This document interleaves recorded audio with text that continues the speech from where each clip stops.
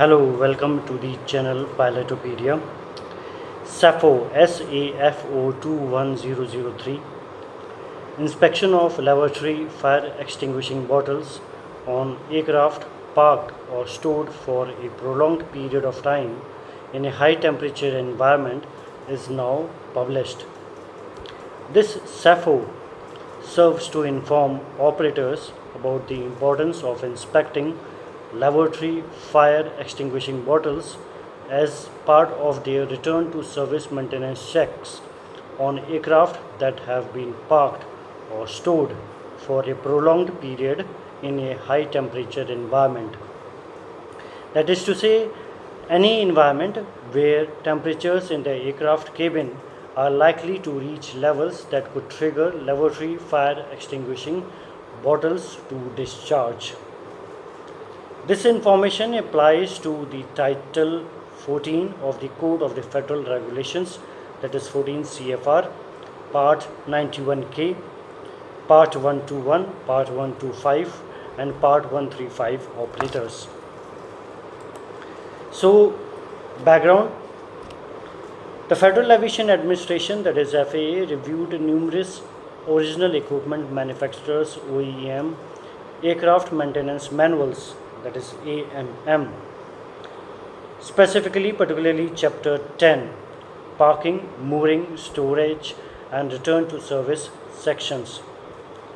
The review revealed inconsistencies with the need to perform an inspection of lavatory fire extinguishing bottles when an aircraft is returned to service following a prolonged storage period. Some AMMs contain procedures for inspecting the lavatory fire extinguishing bottles while others do not. So the discussion was, due to a reduction in air travel, operators placed large number of aircraft into long-term parking or storage. In some cases, operators parked or stored aircraft in various locations conducive to a high temperature environment in the cabin. Recently, demand for air travel has increased and aircraft are being returned to service. The FAA has received reports of numerous lavatory fire extinguishing bottles found discharged across multiple fleets and different fleet types following a prolonged period in a high temperature environment. These discharges are likely caused by high aircraft cabin temperature experienced during parking or storage. There is a concern that when a parked or stored aircraft is returned to service, discharged lavatory fire extinguishing bottles may go undetected and would pose a safety risk to aircraft operations in case of a lavatory trash bin fire. Depending on the manufacturer, model, part number, the lavatory fire extinguishing bottles may have a pressure gauge or it may be weighed to determine serviceability. So, what is the recommended action? Now, operators should inspect lavatory fire extinguishing bottles on in-service aircraft that were parked or stored for a prolonged period in a high temperature environment.